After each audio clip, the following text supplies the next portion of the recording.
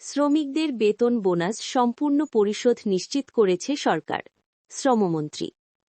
শ্রম ও কর্মসংস্থান এবং প্রবাসী কল্যাণ ও বৈদেশিক কর্মসংস্থান মন্ত্রী আরিফুল হক চৌধুরী বলেছেন, শ্রমিকদের কেবল বেতন নয়, বোনাসটাও সম্পূর্ণ পরিশোধ নিশ্চিত করেছে সরকার, যার ফলে এবার ঈদের আগে দেশে শ্রমিক অসন্তোষের কোনো ঘটনা ঘটেনি।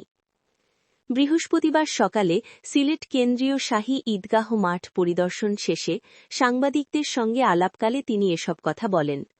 মন্ত্রী জানান, শ্রমিকদের বেতন ভাতা পরিশোধে সরকারের পক্ষ থেকে প্রায় ২,৫০০ কোটি টাকা সহায়তা দেওয়া হয়েছে, যার কারণে অন্যান্য বছরের তুলনায় এবার শ্রমিকরা সময়মতো সব পাওনা বুঝে পেয়েছেন এবং এর পেছনে সরকারের সদিচ্ছা ও সংশ্লিষ্ট সবার সমন্বিত উদ্যোগ কাজ করেছে।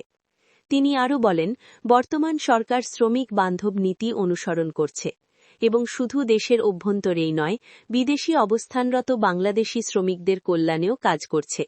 বিশেষ করে মধ্যপ্রাচ্যের অস্থিরতার সময় সরকার শুরু থেকেই প্রবাসীদের পাশে রয়েছে। এ সময় তিনি জানান, অতীতে বন্ধ হয়ে যাওয়া কলকারখানাগুলো পুনরায় চালু করতে ঈদের পর থেকেই কার্যক্রম শুরু হবে এবং একই সঙ্গে বিদেশগামী শ্রমিকদের দক্ষতা উন্নয়নে ভাষা শিক্ষা ও প্রশিক্ষণের ব্যবস্থা আগামী মাস থেকেই জোরদার করা হবে, যাতে চাহিদা অনুযায়ী দক্ষ জনশক্তি তৈরি করা যায় এবং প্রবাসী গিয়ে তারা কোনো ধরনের জটিলতায় না পড়েন।